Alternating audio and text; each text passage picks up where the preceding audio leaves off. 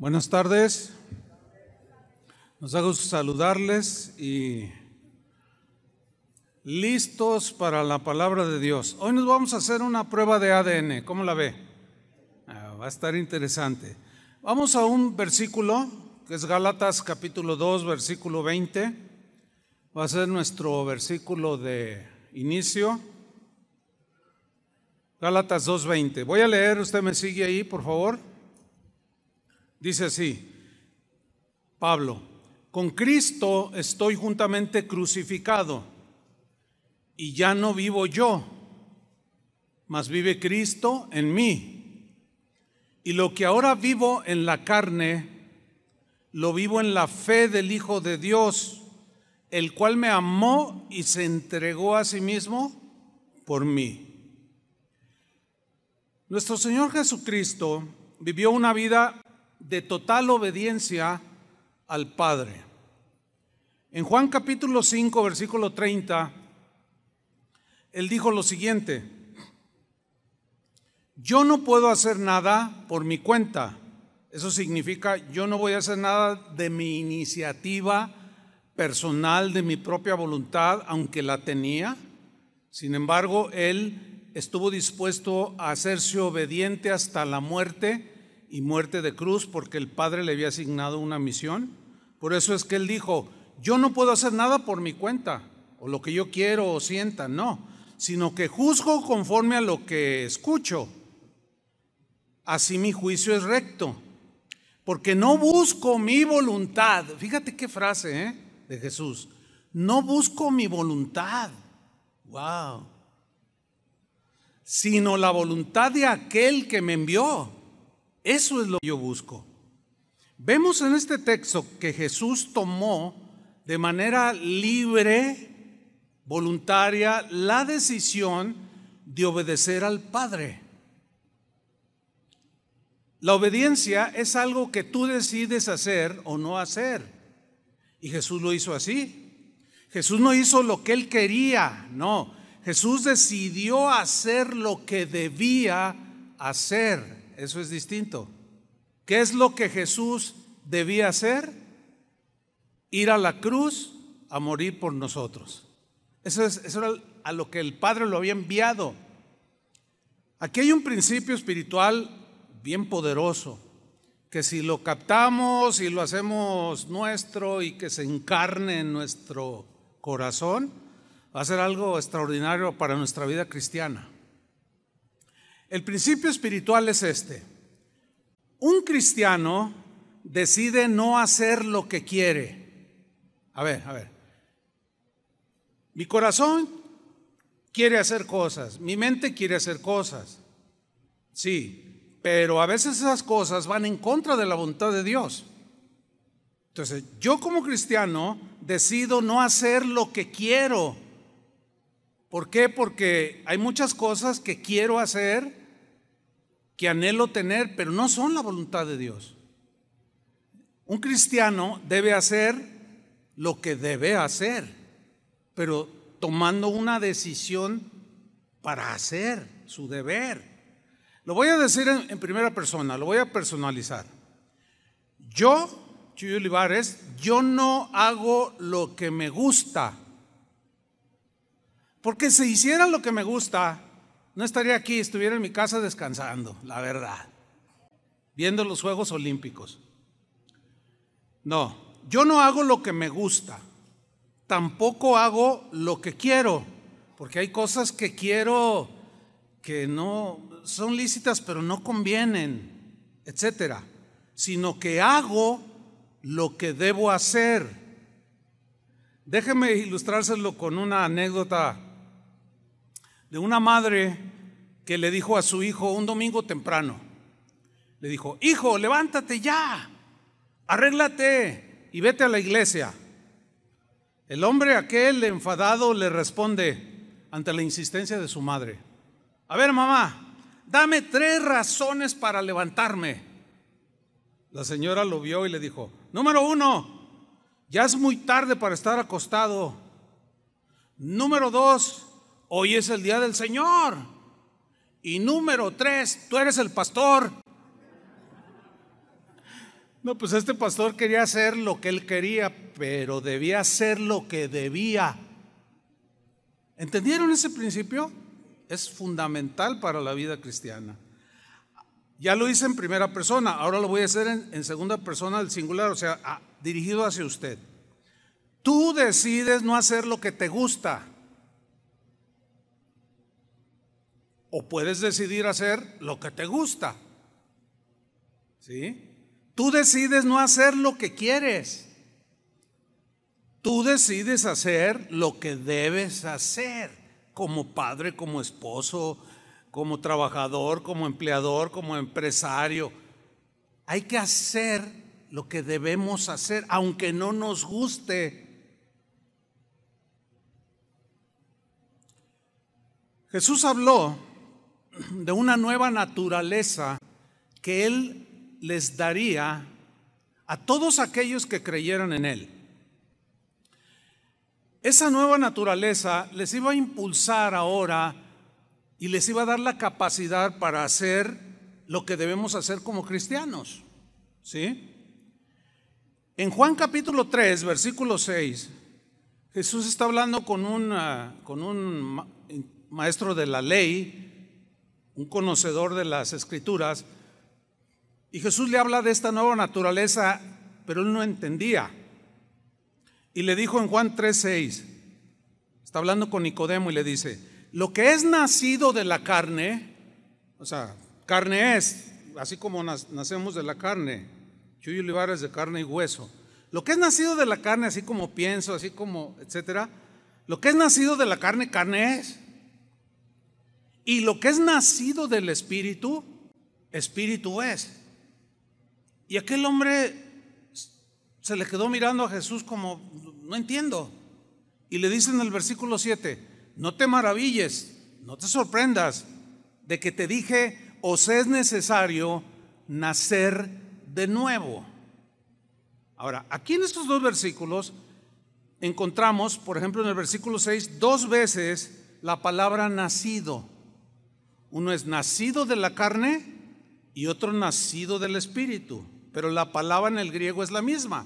Es la misma que en el versículo 7 se tradujo como nacer, os es necesario nacer. Ok, la etimología griega de nacido, de nacer, es la palabra genao. Genao significa literalmente engendrar. De genao se deriva una palabra para nosotros más conocida, que es la palabra genes. Ahora, los genes son segmentos cortos del ADN, o sea, muy pequeñitos. El ADN es el ácido desoxirribonucleico, por sus siglas ADN, que tenemos en el cuerpo. El ADN es un elemento químico de una molécula que contiene la información genética en todos los seres humanos. Por ejemplo, cuando yo fui engendrado, los genes de mi padre y los de mi madre me transmitieron a mis genes la información genética, así le denominan, y esa es la razón por la cual yo me parezco a mi padre. Tengo los rasgos de mi padre, algunos rasgos de mi madre, algunos gestos de mi padre, etcétera, etcétera. El ADN es el responsable entonces del parecido entre padres e hijos. ¿Sí? Los animales también tienen en su naturaleza, su mapa genético que se transmite a sus cachorros. Por eso es que los hijos de un tigre nacen muy parecidos, pintitos y con rasgos muy parecidos. Y se reproduce un tigre con la misma naturaleza, los mismos rasgos, aunque todos son diferentes, ¿no? Como los seres humanos. No hay uno igual a nosotros. Por eso es que nos toman la huella digital cuando el pasaporte o alguna identificación, porque no hay una igual. Sin embargo, la información genética la heredamos de nuestros padres y tenemos sus rasgos, nos parecemos a ellos, reaccionamos como ellos, En ocasiones tú puedes, no sé, alguno habrá escuchado algo así: ay, te pareces a mi abuelito, y tu abuelito es el que está diciendo. O sea, tu taratara, es que tienes la misma expresión de mi abuelo, y tu abuelito está hablando y tú te quedas. Pues es que los genes se fueron transmitiendo de generación en generación. Ahora bien, cuando alguien quiere saber si un bebé es su hijo, hay algo que se conoce como la prueba del ADN, que es el título del mensaje, la prueba del ADN, que consiste en determinar la huella o el mapa genético de las personas que se van a someter al estudio, ya sea el padre y un bebé. Se comprueba este mapa genético de ambos y se llega a la conclusión, por la afinidad de los genes, si el padre es verdaderamente su padre o si el niño es verdaderamente su hijo. Esta prueba, dicen los entendidos, tiene una certeza de 99.9999, o sea, casi prácticamente del 100%. Por eso cuando hay problemas de paternidad y que no es mi hijo, no, a ver, la prueba de ADN, no, yo no me, y sale corriendo. Alguien dijo por ahí que el que nada debe, nada teme, ¿verdad? ¿Por qué? Porque es irrefutable esa prueba. Ahora, eso es en lo natural, a grandes rasgos, ¿verdad? Yo no soy médico y no soy experto en esto, pero sí le puedo hablar y aplicar este principio en lo espiritual. ¿Qué le parece si nos hacemos una prueba de ADN espiritual? ¿Para qué, pastor? Para saber si Dios es tu padre o no es tu padre. ¿Les parece bien? Ok, vámonos. Porque surge la pregunta, ¿no? ¿Cómo saber si soy o no soy hijo de Dios? La respuesta sí, simple, de entrada es: por las características del ADN que hay en ti. ¿Te pareces a tu Padre Dios en lo bondadoso? ¿Te pareces en lo misericordioso? ¿Manifiestas los rasgos que tiene el Padre de su carácter? ¿Reaccionas como Él? Bueno, eso es lo que vamos a descubrir hoy. En Juan capítulo 8, versículo 44, Jesús le dijo a un grupo de personas que llegaron a agredirlo, les dijo algo bien fuerte. Pongan mucha atención. Juan capítulo 8, versículo 44, en la versión al día. Les dice Jesús: vosotros sois de vuestro padre el diablo. Wow, qué fuerte eso, ¿no? Ustedes son hijos del diablo, les dice, cuyos deseos queréis cumplir. O sea, querían matarlo. La Reina Valera dice: ¿por qué? Me queréis matar. Y luego les dice respecto a su padre el diablo: desde el principio o sea, el diablo, ha sido un asesino y no se mantiene en la verdad, porque no hay verdad en él. Cuando miente, noten esta traducción, expresa su propia naturaleza,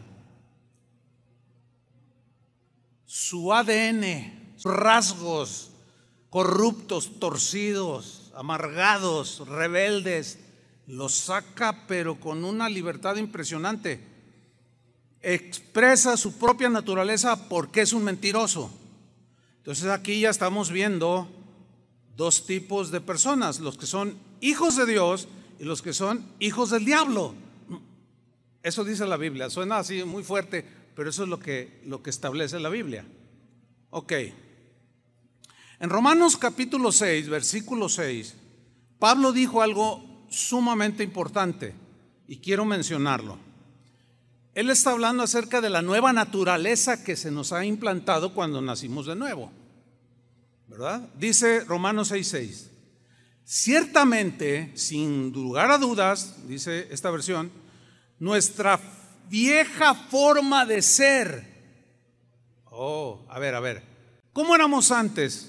conforme a la naturaleza que teníamos antes que naciéramos de nuevo o nos hiciéramos cristianos, nos convirtiéramos en hijos de Dios.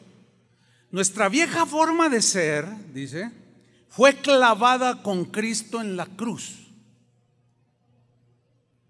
Así aquella parte de nuestra vida que estaba dominada, controlada, esclavizada por el pecado, esa naturaleza con la que nacemos todos los seres humanos que nos esclaviza el pecado, quedó herida de muerte en el momento que nos convertimos, y de manera y en sentido espiritual somos clavados con Cristo en la cruz, porque Él murió en la cruz por nuestros pecados, y ahí lo venció a Satanás, y ahí, a partir de entonces, Él imparte una nueva naturaleza, ya no que nos esclaviza el pecado, sino una nueva naturaleza para parecernos a Dios, porque sus genes, por esta naturaleza espiritual nueva, nos son implantados.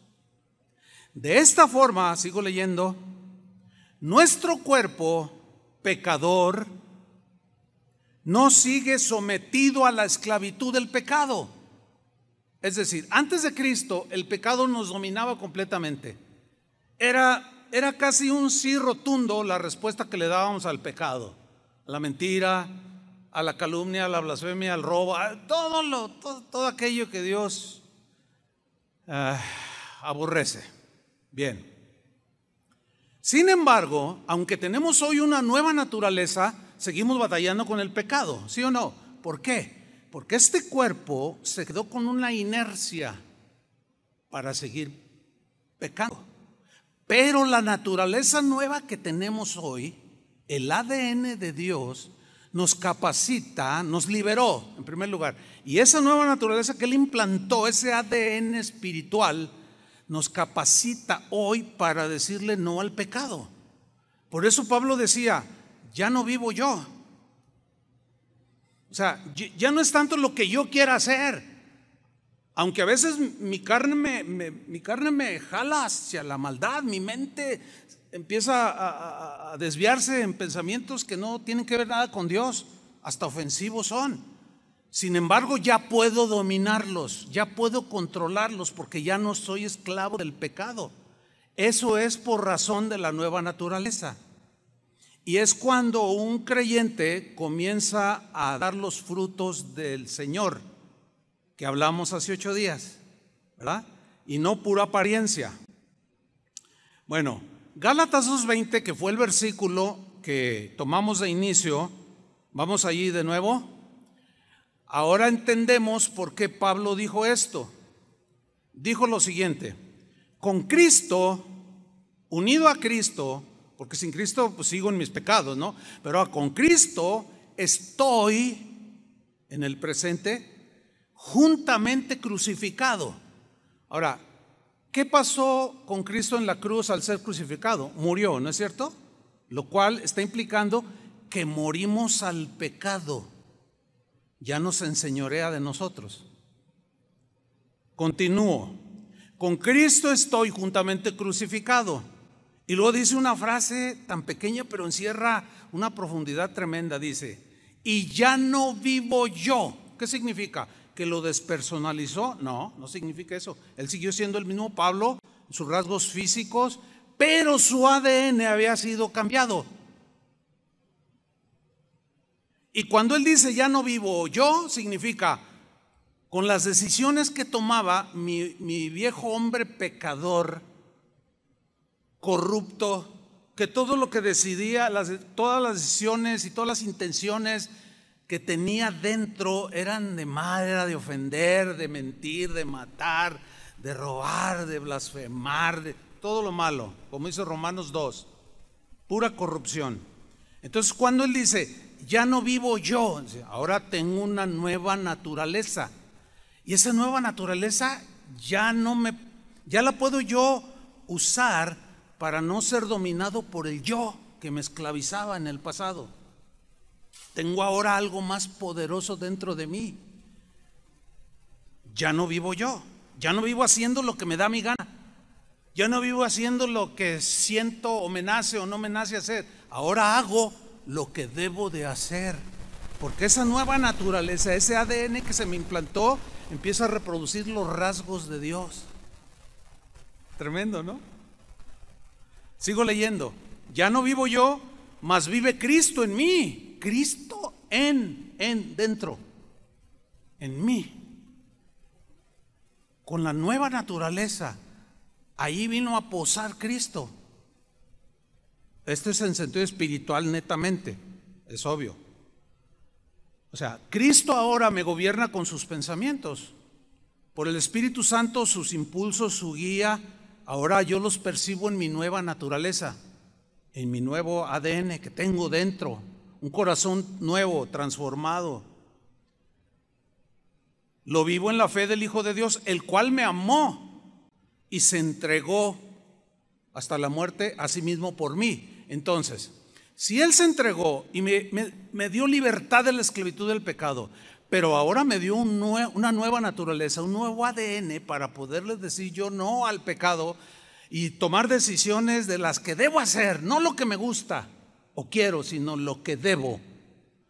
Entonces, si Él se entregó por mí, yo también me quiero entregar a Él.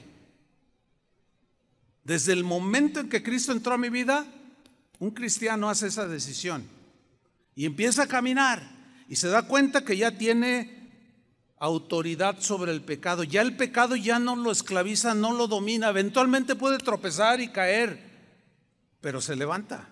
Por eso Juan escribió: hijitos, estas cosas les escribo para que no pequen. Pero si alguno hubiere pecado, ese hubiere es una eventualidad, lo cual habla de que seguimos fallando por nuestra humana naturaleza, por nuestra humanidad débil, corrompida por el pecado, aunque ya no nos domina. Sin embargo, eventualmente podemos caer en pecado. ¿Están conscientes de eso, no? Podemos fallarle a Dios. Cuando ofendemos a alguien estamos pecando. Sin embargo, ya no somos esclavos, porque esa misma naturaleza que nos fue implantada nos lleva al arrepentimiento. Oímos la palabra o alguien nos llama la atención: no, sí tienes razón, ¿sabes qué? Perdóname, discúlpame. Entonces reaccionas conforme a tu nuevo ADN. Es como si Pablo les dijera, voy a parafrasearlo, de Gálatas 2:20: ya no vivo yo haciendo lo que me da mi gana. No, ya no. Conforme a mi antiguo ADN. Porque mi nuevo ADN es diferente. Aquel me impulsaba a pecar, a corromperme, a hacer lo malo. Pero este nuevo ADN me impulsa a amar como Dios ama, y empiezo a manifestar las características de Dios. Así como me parezco a mi papá, empiezo a parecerme a mi Padre Dios. Y me impulsa a restituir, a dar, a ser misericordioso, etcétera, etcétera, etcétera. Es decir, ya no quiero seguir viviendo como antes vivía. Ya no quiero, porque ya tengo la fuerza para decir que no. Eso es tremendo, hermanos, lo que el Señor hizo. Ahora, vamos a la prueba de ADN. A través de una historia donde están involucrados un rey, se llamaba Saúl, y un joven, muy jovencito, llamado David, que era pastor de ovejas. Era el más de los más pequeños, o el más pequeño de la familia de Isaí, su padre, y lo mandaban a cuidar las ovejas al campo. Y ahí Dios que ya conocía a este joven, Dios vivía en el corazón de este joven. Es una historia, la que vamos a leer, que nos va a revelar el ADN que cada uno de los dos tenía. Ambos, Saúl y David, eran totalmente distintos. ¿Por qué? Porque la respuesta que ellos daban, su manera de accionar, era motivado por la naturaleza que cada uno tenía. De manera que el ADN que estaba dentro de ellos, espiritualmente hablando, era muy distinto. y cada uno de ellos obró conforme a su naturaleza. Y se parecían ambos al Padre que los engendró. Vamos a la historia. Primera de Samuel capítulo 8, versículo 4.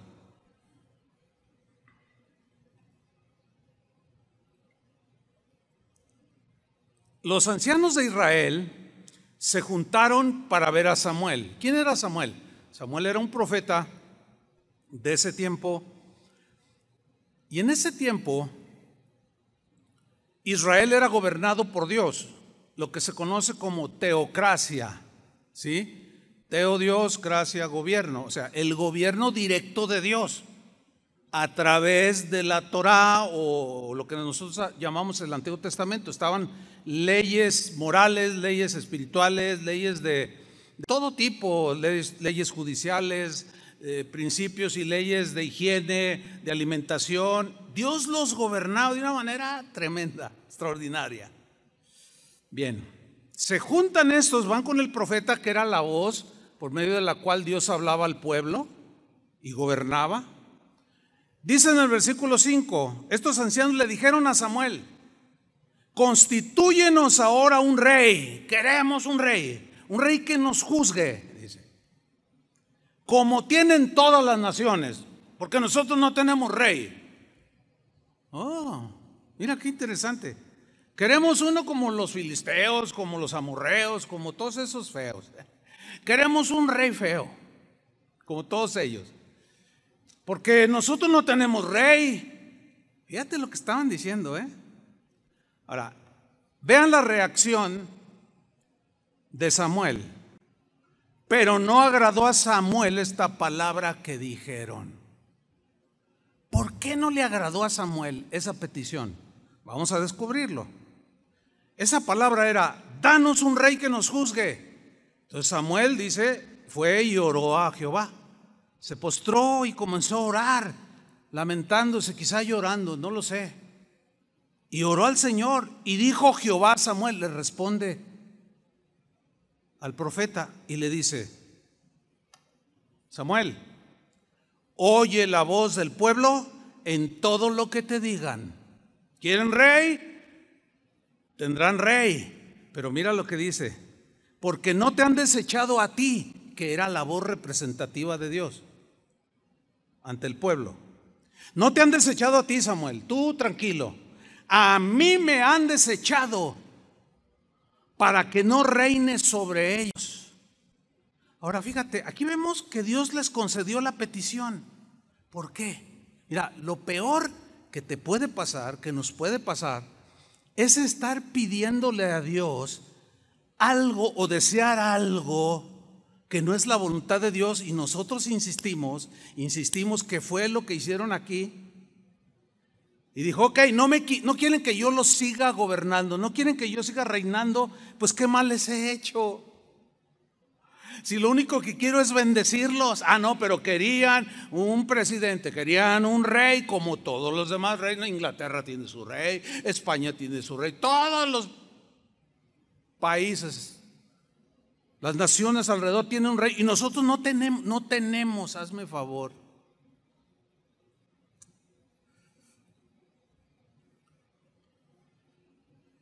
¿Han oído esa frase de voz del pueblo, voz de Dios? O sea, que implica esa frase que lo que piensa la mayoría es acertado. Esa es la connotación que le dan, ¿verdad?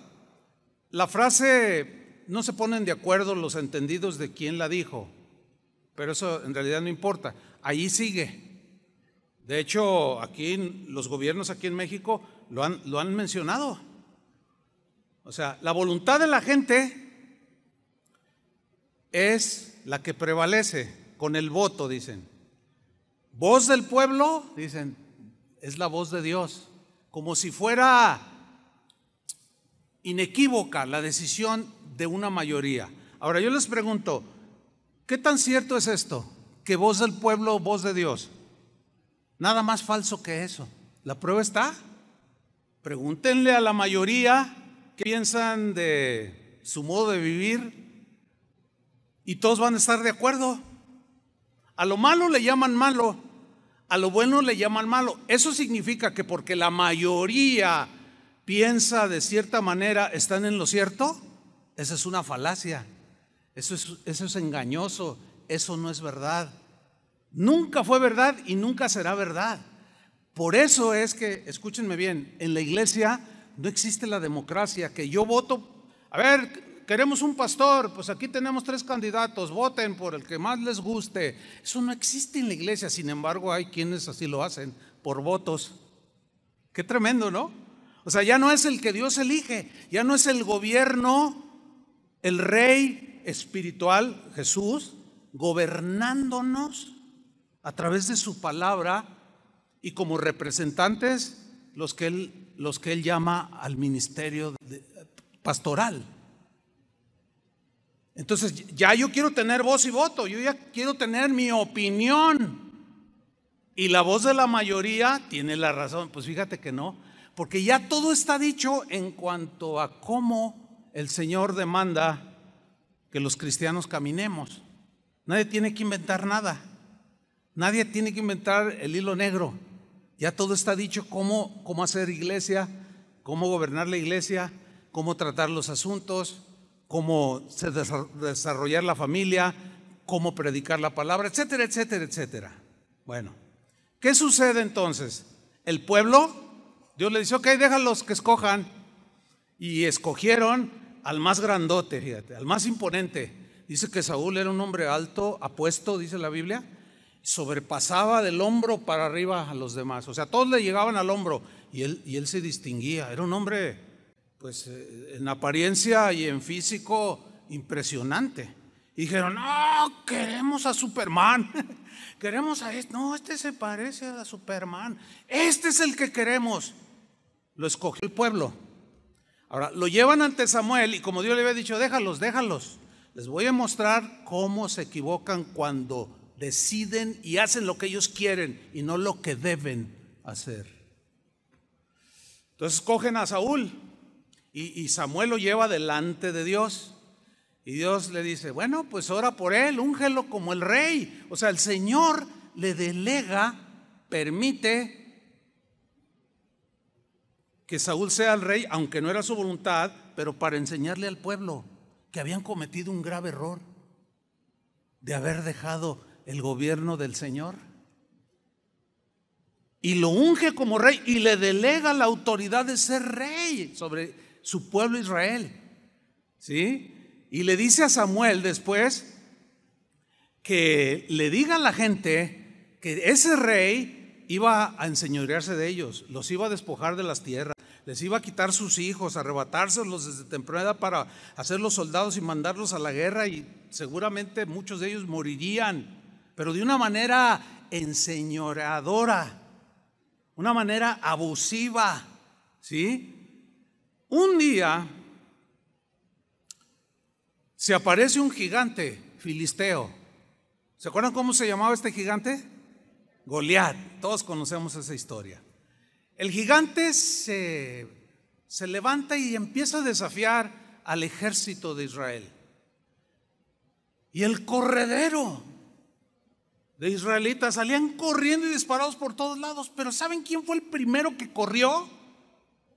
El rey. El rey que habían escogido, el Superman, fue el primero que salió corriendo cuando vio el gigantote, y salió huyendo David.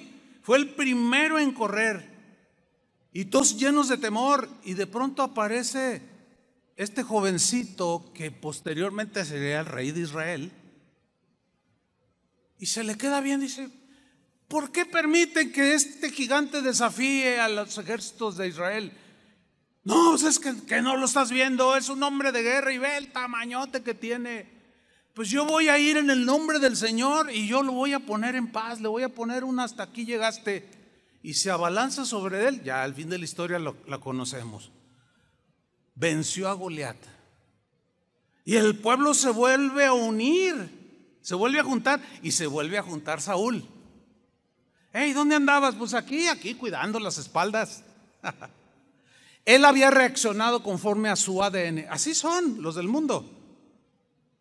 Hablan, dicen, hacen, y cuando los enfrentan son cobardes, todo lo niegan. ¿Sí o no? Accionan conforme a su ADN, reflejan a su padre. Al que entienda, entienda. Ok. Seguimos adelante. Primera de Samuel 18:6. Vamos a ver lo que sucede después de esa gran victoria que trajo este jovencito al pueblo de Israel. 1 Samuel 18:6. Aconteció que cuando volvían ellos, cuando David volvió de matar al filisteo, salieron las mujeres de todas las ciudades de Israel cantando, dice, y danzando. Era una alegría desbordante para recibir al rey Saúl. O sea, ellos seguían considerándolo como su rey. Y salieron contentos y danzando y con instrumentos, y lo recibieron con panderos, dice, con cánticos de alegría y con instrumentos de música. Y Saúl entró. Gracias, gracias, gracias. Gloria a Dios, gloria a Dios. Probablemente la mayoría de ellos no vieron que fue el primero en correr, pero Dios todo miraba. Sigamos leyendo. Dice en el versículo 7: y cantaban las mujeres que danzaban al unísono, en un coro, y decían: Saúl hirió a sus miles, porque si era un soldado, o sea, si era un hombre de guerra también, pero era cobarde. Y cantaron: Saúl hirió a sus miles y David a sus 10,000. Ay, caray, ¿qué pasó allí? ¿Qué pasó allí? Hay mucha diferencia en 1,000 a 10,000. Miles a 10,000, es mucha la diferencia. Le están atribuyendo a David mayor conquista, mayor victoria. A Saúl también. Pero ¿cómo reaccionó Saúl? ¿Saben cómo reaccionó? Conforme a su ADN. Así reaccionó, porque lo traían los genes. Vamos a ver cómo reaccionó. Versículo 8. Y se enojó Saúl en gran manera. La frase en gran manera habla de que perdió los estribos, se desfiguró.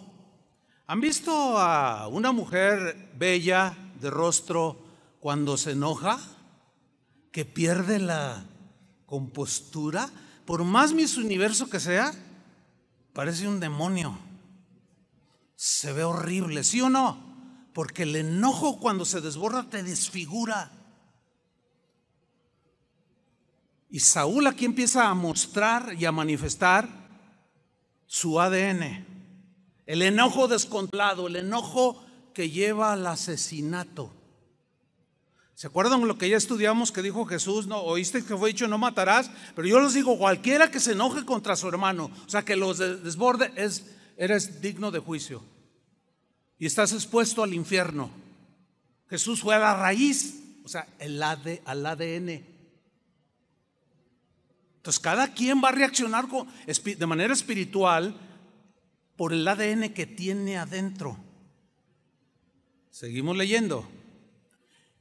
Y le desagradó este dicho, este canto le desagradó. No, pues claro, ahí se ve a un hombre egoísta, un hombre ambicioso, un hombre ávido de aplausos. Como se los dieron al otro, pues sintió celos y envidia. Ese es el ADN de Satanás. Su padre era el diablo y él tenía los genes del diablo, por eso reaccionaba así. Y dijo Saúl: a David dieron miles y a mí miles. Vean su dolor. ¿Por qué ascendieron a gerente aquel cuando yo, quién sabe qué, y que yo me lo, y que tú qué? Si está el otro ahí, tú tranquilo, no reacciones como Saúl, a menos que tenga los genes del otro y no los de Dios. Sigamos leyendo. No le falta más que el reino. ¿Qué significa esa frase? Significa: este es un peligro para mi gobierno. a este lo tengo que desaparecer del mapa. No puedo tolerar que alguien esté encima de mí. La manera de pensar de Saúl es la típica del hombre, de la mujer, cuyo ADN no es el de Dios, sino el del diablo. La maldad, reaccionan con celos, con envidia, con rencores, con venganza, con maldad. Muchos son muy diplomáticos, nada más acá adentro dicen, se ríen y por dentro están, pero ya lo verás, ya sabrás quién soy yo. Mire, le digo de manera muy seria, si usted es de los que reacciona así, analícese y pregúntese por qué. Bueno, estamos haciendo una prueba de ADN, ¿no? A ver si somos hijos de nuestro Padre Dios. Si somos hijos de Él, pues resulta que nos vamos a parecer a Él. Sigamos leyendo para que ya no me vean así. Dice el versículo 9, y desde aquel día Saúl no miró con buenos ojos a David. ¿Se pueden imaginar su mirada así de desprecio? Mirándolo de arriba hacia abajo. Vas a ver, pastorcillo, no importa que seas un jovencito, te voy a hacer pedazos. Saúl reaccionando conforme a su naturaleza, conforme a su ADN. Versículo 10.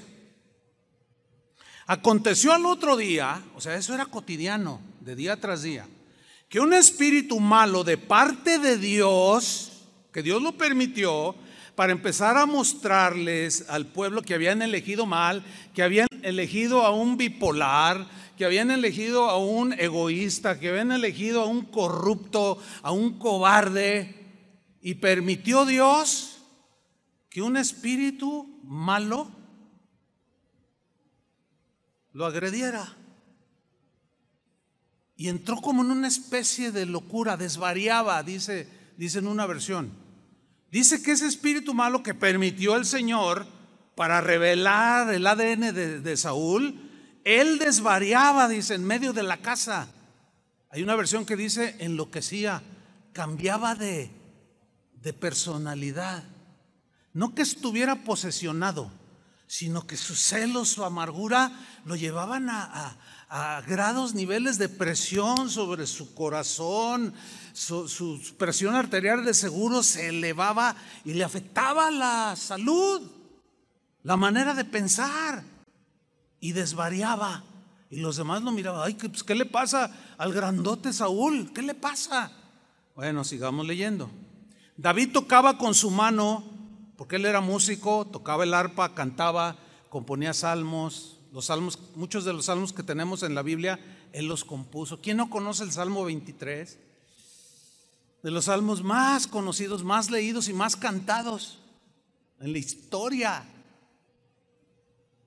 Era un hombre ungido, tocaba bien el arpa, su voz estaba ungida por Dios. Y hay otro pasaje donde dice que llevaron a David en una ocasión con Saúl, que estaba ahí todo deprimido, todo fuera de sí, y empezó a tocar su arpa y empezó a cantar el Salmo 23, el Salmo 24, qué sé yo. Y dice que Saúl descansaba y se quedaba dormido y venía como un sosiego, como una paz. Fíjese qué poderoso es un músico ungido por Dios. No solo que toque bien, porque hay muchos tocan muy bien, pero tienen ADN de Saúl. Son rebeldes, son envidiosos, no pueden ver que otro cante bien porque ay, qué horrible. Pero ¿saben una cosa? Es bien fácil detectarlos. Facilísimo por cómo reaccionan. El que tiene el ADN de David, que toque bien, porque la Biblia dice que debe tocar bien, debe tocar ungido, pero pero nunca debe tener celos de ninguno.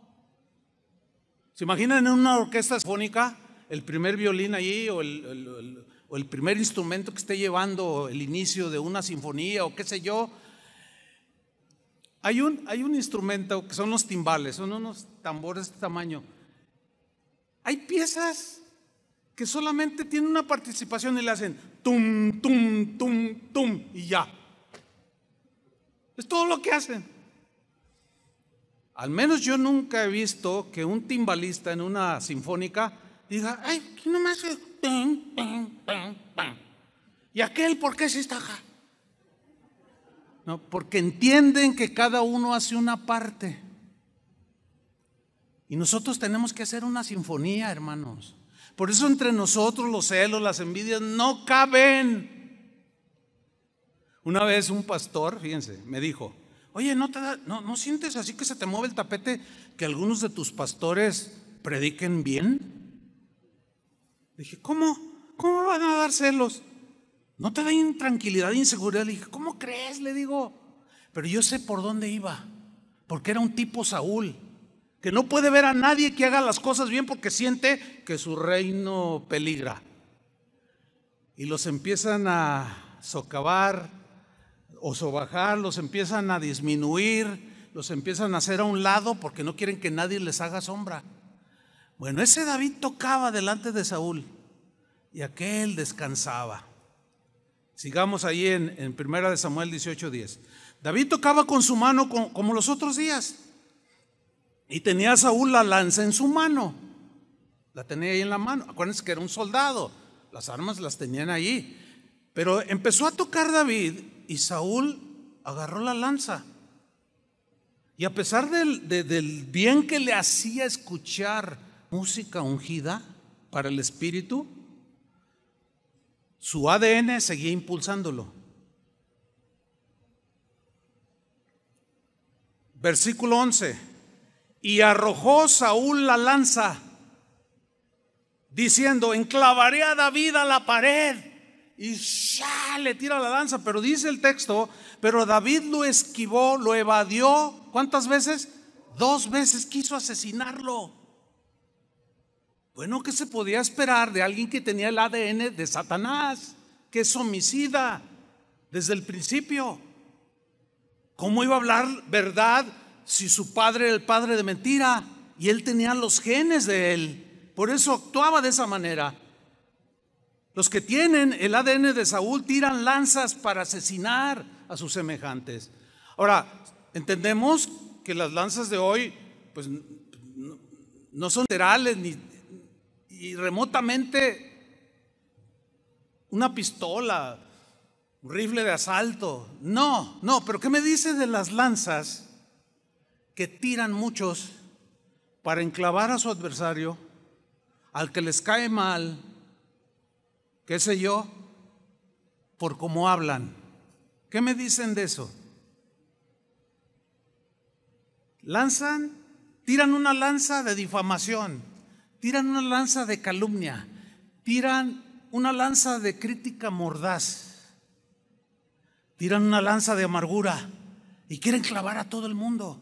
Ellos nunca se equivocan, ellos no tienen por qué reconocer que se equivocan, porque su ADN se los impide. No pueden reconocer que se equivocan y fallan y obran conforme a su ADN. No una vez, 2 veces. Pero el ADN que David tenía le impidió regresar la lanza, porque la lanza se clavó en la pared y era fácil quitarla,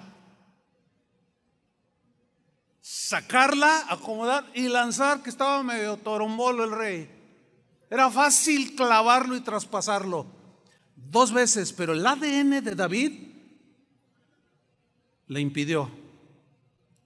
Él decidió, no lo que quería, porque a lo mejor adentro, porque a veces si uno siente, ¿verdad? Adentro, pero dijo, no puedo hacer yo esto. Dios es mi Padre. Su ADN lo llevó a esquivar las lanzas. Entonces, los hijos de Dios esquivan las lanzas, Los hijos de Satanás lanzan y tiran las lanzas, te acribillan con una ráfaga de AK-47, 120 tiros en un 30 segundos. Es impresionante esas armas, te acribillan. Así son los hijos del diablo, obran conforme a su naturaleza, a su ADN. De ahí en adelante vemos que el ADN de Saúl lo llevó, lo arrastró hacia una despiadada persecución contra un jovencito llamado David. Y por si fuera poco, ¿saben qué hizo Saúl? ¿Qué creen que hizo? Abrió una página de Facebook. Dijo, no, si se me va así, lo voy a desprestigiar. Voy a sacar las verdades de ese David que se cree muy de Dios, muy espiritual, y ahí lo voy a difamar, lo voy a calumniar, voy a sacar todo a la luz, que todo el mundo se entere quién es verdaderamente ese tal David. Digo, al que entienda, entienda, no vayan a decir, ay, ¿qué está diciendo el pastor? Si en aquel entonces no había Facebook. Digo, que entienda el que entienda. ¿Seguimos? Acuérdense que estamos en un examen de ADN. Segunda de Samuel 24:1. Vamos a seguir viendo cómo la conducta de Saúl delataba su ADN. Dice segunda de Samuel 24:1. Cuando Saúl volvió de perseguir a los filisteos, porque ellos tenían guerra continua con ellos, le dieron aviso. Alguien vino y le dijo, he aquí que David está en el desierto de En-Gadi. Ahora, los que fueron y le dijeron, era alguien que seguramente eran de su mismo ADN, porque pues, conocían a David, era un joven inocente, de corazón limpio, bueno, pero les simpatizaba a ellos, les simpatizaba el rey Saúl, y consentían que abusara de su autoridad de rey, matando a un inocente. Y fueron y le dijeron, siempre habrá gente así, que se pone del lado de los malos. ¿Saben por qué? Porque son de su misma naturaleza. Ustedes han observado en el reino animal que los leones se juntan con los leones, ¿sí o no? Las jirafas se juntan con las jirafas, los elefantes se juntan con los elefantes, las hienas con las hienas, los buitres con los buitres, las águilas con las águilas. Todo conforme a su naturaleza, a su ADN, a sus rasgos, sus característicos, su genética. ¿Con quién te juntas? Buena pregunta. Versículo 2. Tomando Saúl 3,000 hombres escogidos de todo Israel, o sea, los más feroces, los más guerreros, los más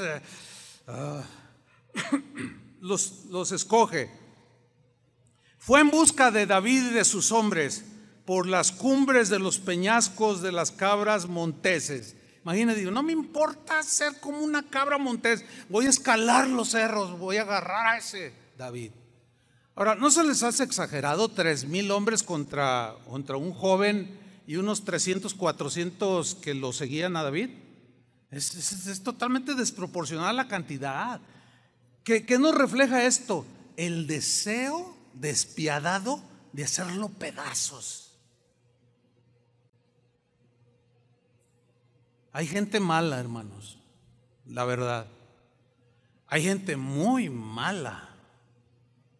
Y hay gente de plano que tú dices, este es un engendro del diablo. Unos manifiestan cierto nivel de los rasgos de ADN de su padre, el diablo, con hipocresía, disimulan, se ven buenos, pero en realidad en su interior no lo son tanto. Otros son más abiertos y otros de plano te dicen, yo hago todo esto. Versículo 3.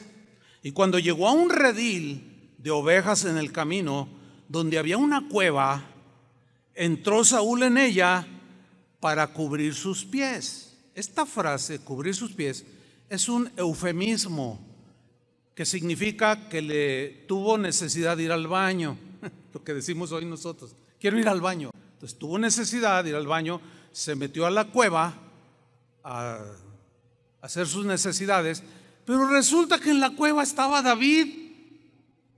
Fíjense, lo perseguía y no sabía ni dónde andaba. Y lo tenía allí en la cueva. Vamos a leer. Dice: y David y sus hombres estaban sentados en los rincones de la cueva. Seguramente escucharon: oye, ¿quién es? Es Saúl, es Saúl. No, ya no podían salir por la entrada. No había salida, era la misma.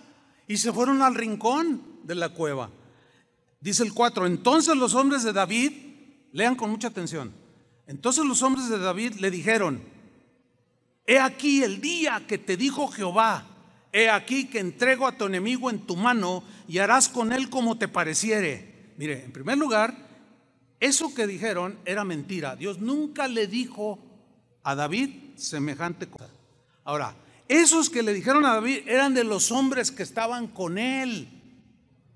Esos hombres estaban reaccionando con el ADN, al menos ese era el rasgo en ese momento, de Saúl: venganza. Mira, Dios te lo entregó, te lo puso de pechito, decimos nosotros, ¿no? Te lo puso ahí para que lo claves en la pared o en el suelo o ahí donde está haciendo sus necesidades. Dale con todo, David.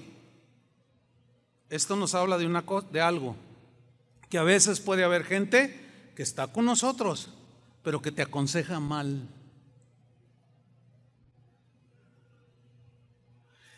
Cuando alguien te dé un consejo que sea de la genética de Satanás, ten mucho cuidado. Si el consejo que te dan te lleva a abandonar al esposo, a traicionar a tu amigo, a hacer un fraude, un desfalco, todo consejo que lleve a violentar los principios, la ley de Dios, no viene de alguien que tiene ADN de Dios. Eso significa que así como Jesús tenía 12 discípulos, pero había uno que disimuló muy bien, pero en realidad tenía el ADN de Satanás, Judas, y siempre obró conforme a su ADN. Criticó a aquella mujer que rompió el frasco de alabastro y se lo derramó a Jesús. Ay, ¿por qué hacen este desperdicio? Con esto podíamos haber comprado alimento y dárselo a los pobres. Sonaba bien, ¿no? Pero era bien hipócrita, porque la misma Biblia dice: no lo dijo por eso, por darle a los pobres, sino porque agarraba de la bolsa. Entonces puede estar entre nosotros, pero lo más tremendo, podemos ser nosotros mismos. ¡Wow! Entonces, dos cosas. Una, ¿qué consejos estás dando? ¿Qué consejos das? Dos, cuando los que están alrededor tuyo te aconsejan, ¿qué te aconsejan?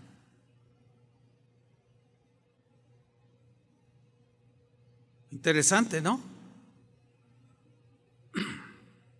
Sigo leyendo. Y se levantó David, al final del versículo 4. O sea, incitado, fíjense, de entrada David reaccionó, se levantó. Se entiende que llevaba su espada o una lanza, qué sé yo. Y calladamente ya lo tenía allí, a su alcance. Cortó la orilla del manto de Saúl. Ahora, se entiende que el manto para hacer sus necesidades se lo quitó y lo dejó por ahí para poder hacer su necesidad. ¿Sí? Entonces llegó sigilosamente David y estaba en entredicho, o estaba en esa decisión si hacía el consejo que le dijeron o no lo hacía. Finalmente decidió cortar un pedazo del borde del manto de Saúl. Sigo leyendo. En el versículo 5. Después de esto se turbó el corazón de David porque había cortado la orilla del manto de Saúl, como que reaccionó y dijo, no, a ver. Mi ADN no es del diablo. Mi ADN es de Dios, mi Padre. Yo no puedo reaccionar como yo quiero, conforme a esa naturaleza satánica de hacer el mal. No, yo tengo que hacer algo diferente porque soy diferente. Yo no soy igual que Saúl.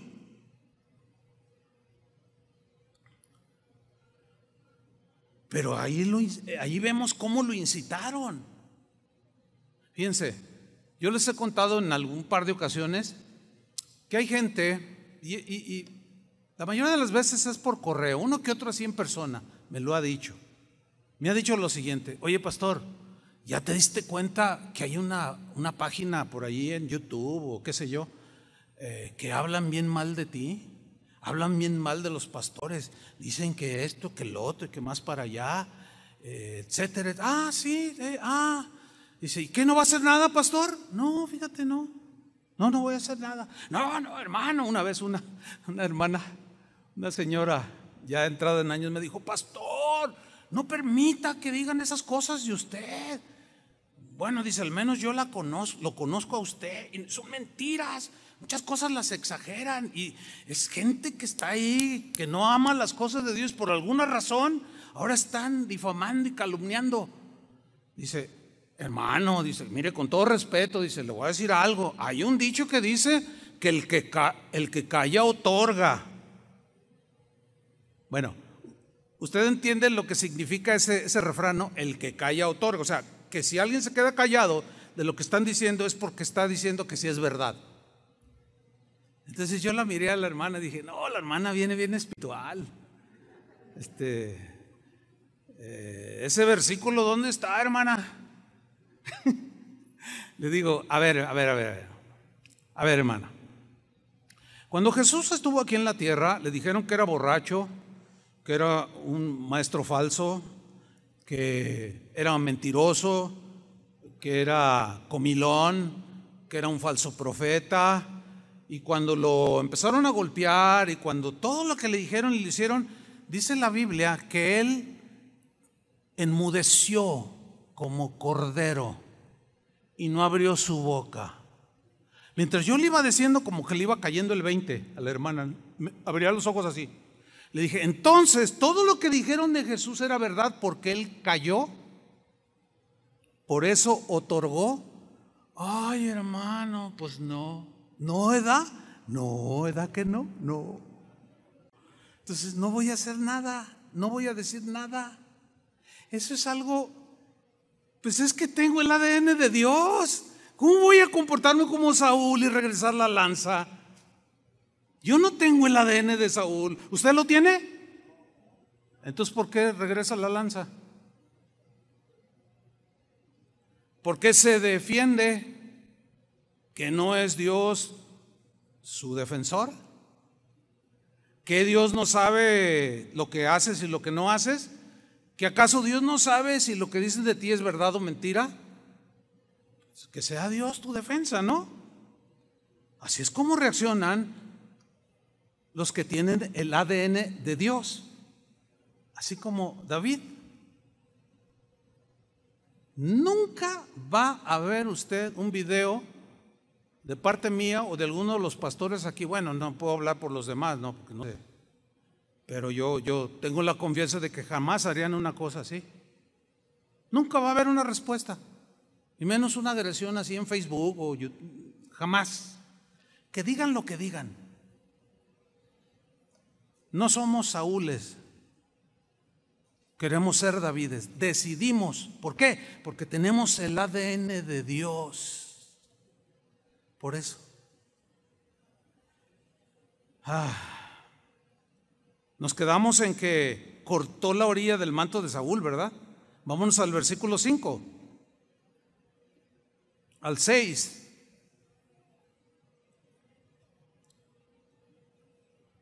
No, sí, vamos a leer el 5. Después de esto, de que le cortó, se turbó el corazón de David porque había cortado la orilla del manto de Saúl. Noten la conciencia de David, que estaba despierta.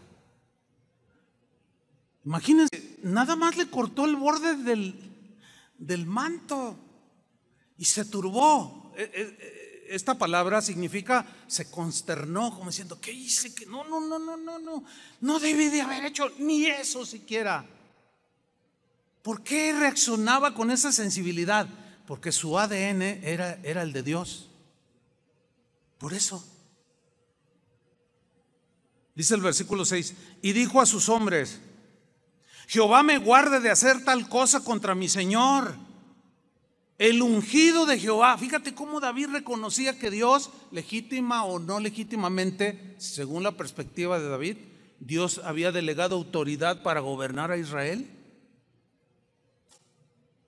Eso David no lo discutió, dijo, él tiene la autoridad que Dios le delegó. Lo demás a mí, yo no me puedo meter ahí si el pueblo lo eligió, si era la voluntad de Dios o no. Para mí él es que representa la autoridad y yo no puedo levantarme contra él, aunque sea un hombre malo y perverso y tranza y mentiroso y cobarde. No, yo no puedo reaccionar igual que él. Él es el ungido de Jehová. Líbrame, Jehová, que yo extienda mi mano contra él, dice, porque es el ungido de Jehová. Fíjate el versículo 7. Así reprimió David a sus hombres con palabras y no les permitió que se levantasen contra Saúl. O sea, los frenó, los paró. Eso es lo que debemos hacer cuando alguien, aunque sea nuestro amigo, pueda andar en la carne, como lo expresa la Biblia, y andar enojado, molesto y decir, no, dale tú también, mira, así, así, mira, me mandaron un video donde lo vieron, públicalo. No, frénalos y diles, ¿sabes una cosa? No voy a hacer tal asunto. ¿Por qué no? Dios te lo puso ahí de pechito. Pues es que el ADN que yo tengo no es el de Saúl, no es el de Satanás. Dios es todo perdón, Dios es toda paciencia, Dios es toda misericordia. Y ese es el ADN que yo tengo y decido hacer lo que debo de hacer. Así es que cállense. Y los frenó porque dice que les impidió, no les permitió que se levantasen con Saúl, lo cual implica que más de uno sacó la espada y dijo, pues si tú no le das, yo le doy. Primero sobre mi cadáver, tú no vas a levantar la mano contra él. Y los frenó.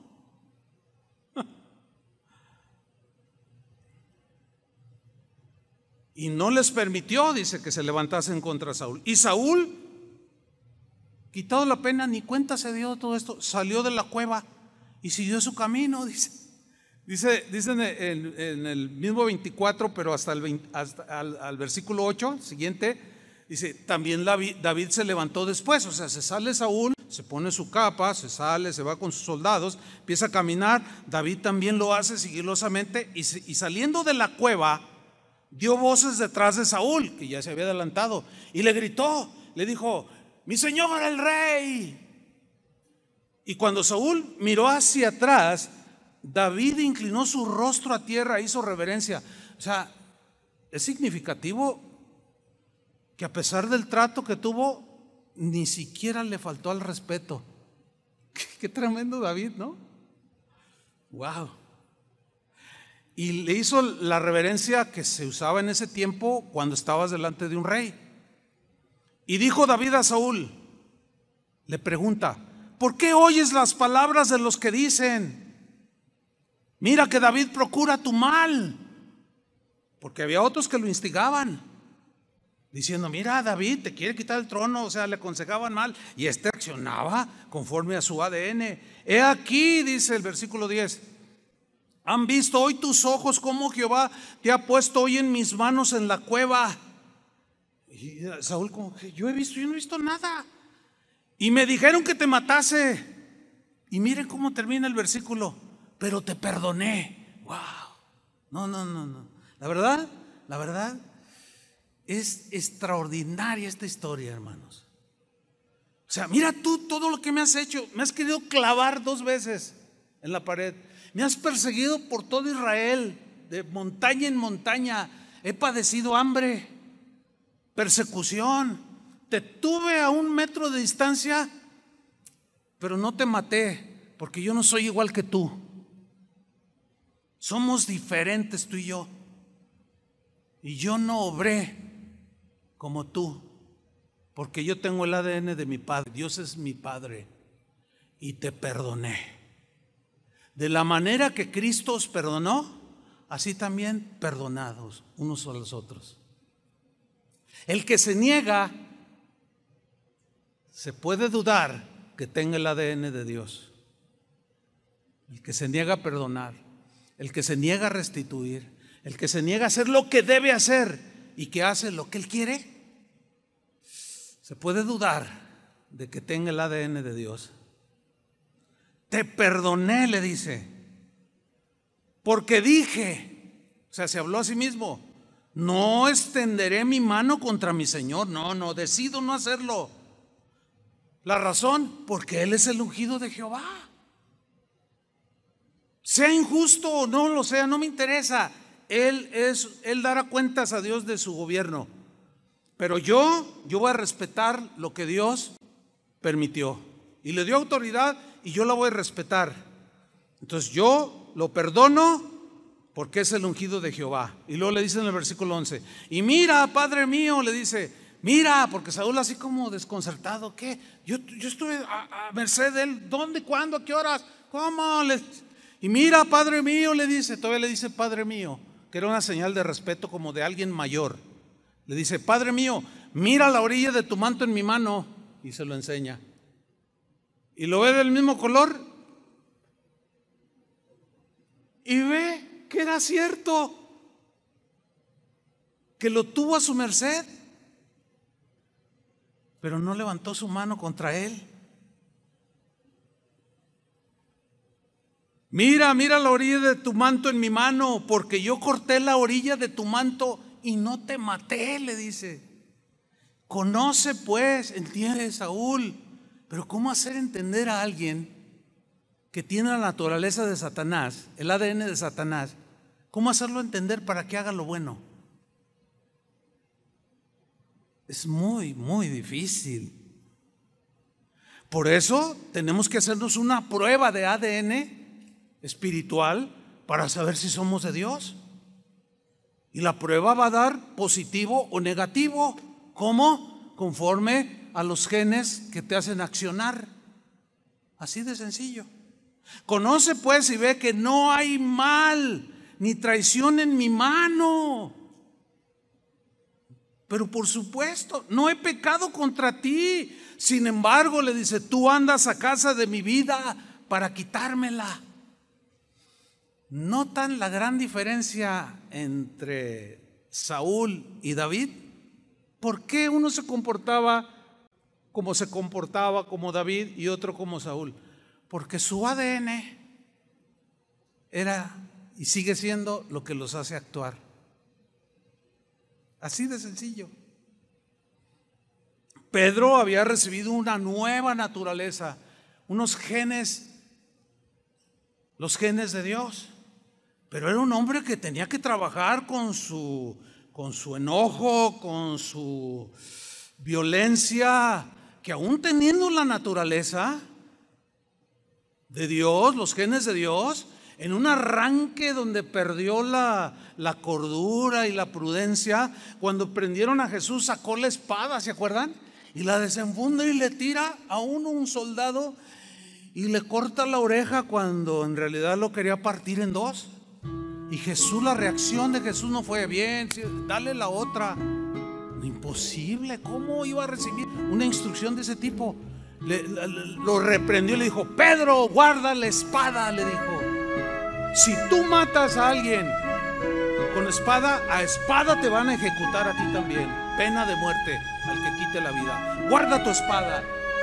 Y yo me imagino así, jadeante, todo enojado, pero hizo la espada a un lado.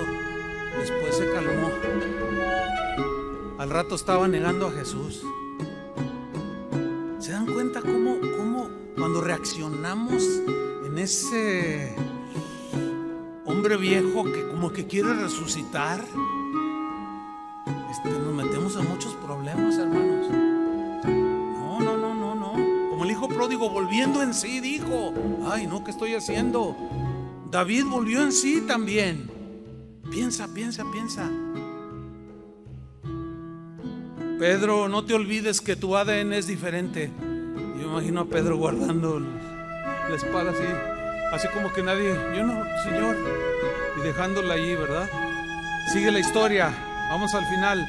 1 Samuel 24:12. Juzgue Jehová entre tú y yo, le dice a Saúl. Dios es el que va a dar su veredicto. Y mira lo que le dice: y véngueme de ti, Jehová, pero mi mano, yo, no será contra ti. Yo decido no levantar mi mano, yo decido no responderte, yo decido no hacer ningún video para contraatacarte, yo decido no responderte en Facebook, yo decido guardar silencio. Yo no voy a levantar mi mano contra ti, porque soy diferente a ti. Dios es mi Padre. Versículo 15. Jehová pues será juez, y Él juzgará entre tú y yo. Él vea y sustente mi causa, y me defienda de tu mano. Wow, aquí miren, vemos algo muy interesante. David como que se adelantó al tiempo de Jesús, cuando Jesús dijo, si tu enemigo te da una mejilla, ponle la otra.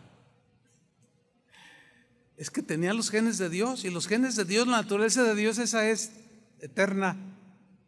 Y ya se veían rasgos impresionantes de David.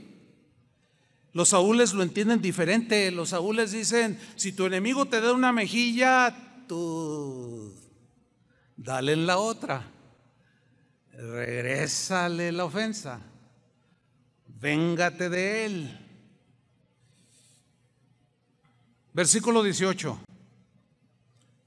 Saúl reacciona, pero pongamos atención. Le dice a David: tú has mostrado hoy que has hecho conmigo bien. De pronto como que se le bajó lo agresivo, y como que reaccionó, dijo: híjole, me tuvo en su mano y no me mató. Y reacciona, pero era hipócrita hasta eso, ¿no? Porque él siguió haciéndolo. Pero aquí en este caso le dice: tú has mostrado hoy que has hecho conmigo bien, pues no me has dado muerte, David, habiéndome entregado Jehová en tu mano. Porque ¿quién hallará a su enemigo y lo dejará ir sano y salvo? O sea, le está diciendo: porque si hubiera sido al revés, yo sí te corto la cabeza. David, tú tienes otra altura, tú eres diferente, no tengo la menor duda. Tú vuelas alto como las águilas. ¿Por qué? Porque solo los que tienen el ADN de Jesús muestran los rasgos de Jesús. Y luego termina hasta bendiciéndole. Fíjate lo que le dice: Jehová te pague con bien por lo que en este día has hecho conmigo. Dios te bendiga, David, por esto que hiciste, me perdonaste la vida.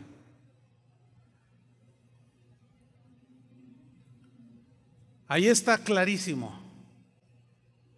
Con esta historia nos ilustra de qué ADN era David y de qué ADN era Saúl. Bueno, terminamos la prueba. ¿Saliste positivo en la prueba de ADN? Buena pregunta, ¿no? Buena pregunta. ¿Sabes cómo alguien puede cambiar su ADN?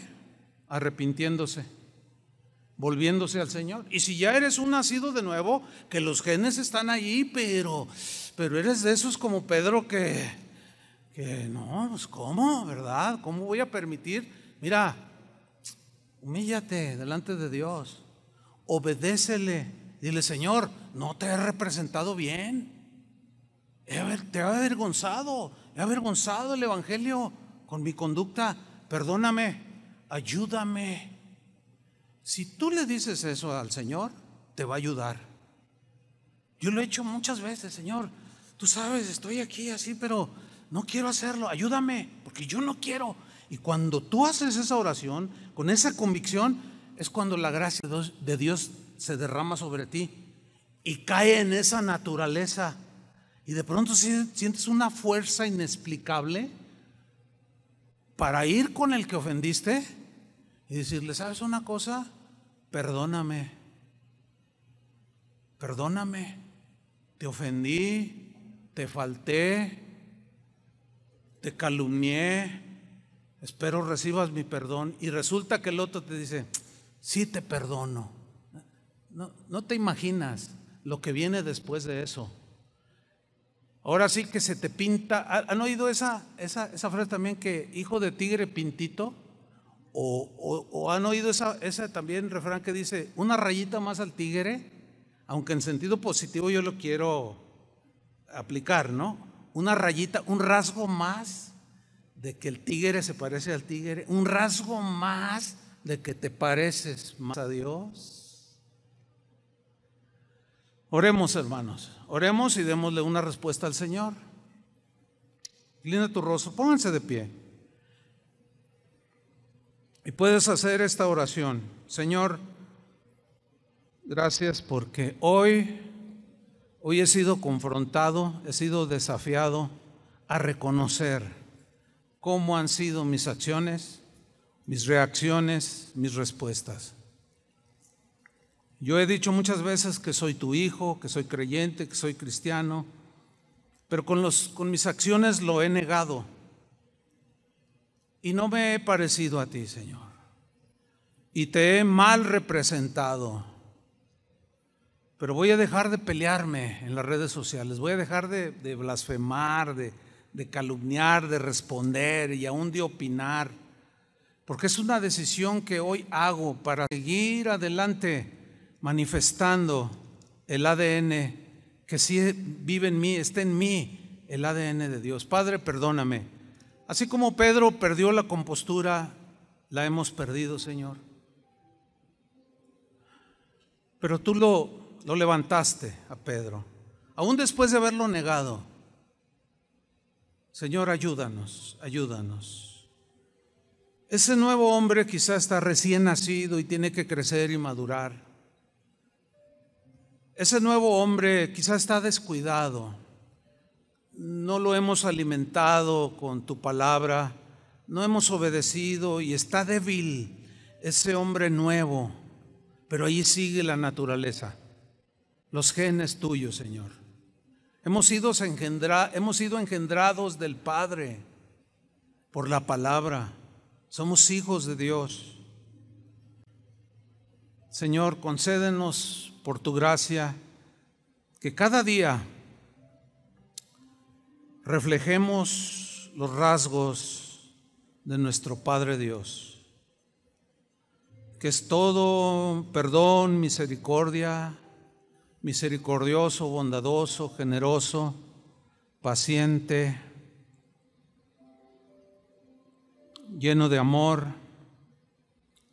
Ayúdanos, Señor. Si hay alguien aquí que de plano dice, no, yo no tengo ningún rasgo de ese Dios bondadoso, dile, Señor, perdona mis pecados, me arrepiento, dame esa nueva naturaleza porque en la que tengo no puedo y estoy esclavo. Padre, solamente tú puedes engendrar del Espíritu, por el Espíritu y la palabra. Y solo tú puedes provocar este nacimiento nuevo para implantar esta nueva naturaleza, este nuevo ADN. Este es un milagro que tú haces, Señor, en base a la fe y al arrepentimiento. Concédenos, Señor, que hoy tú engendres a otros hijos más que reflejen tus rasgos y tu gloria. En el nombre de Jesucristo. Amén.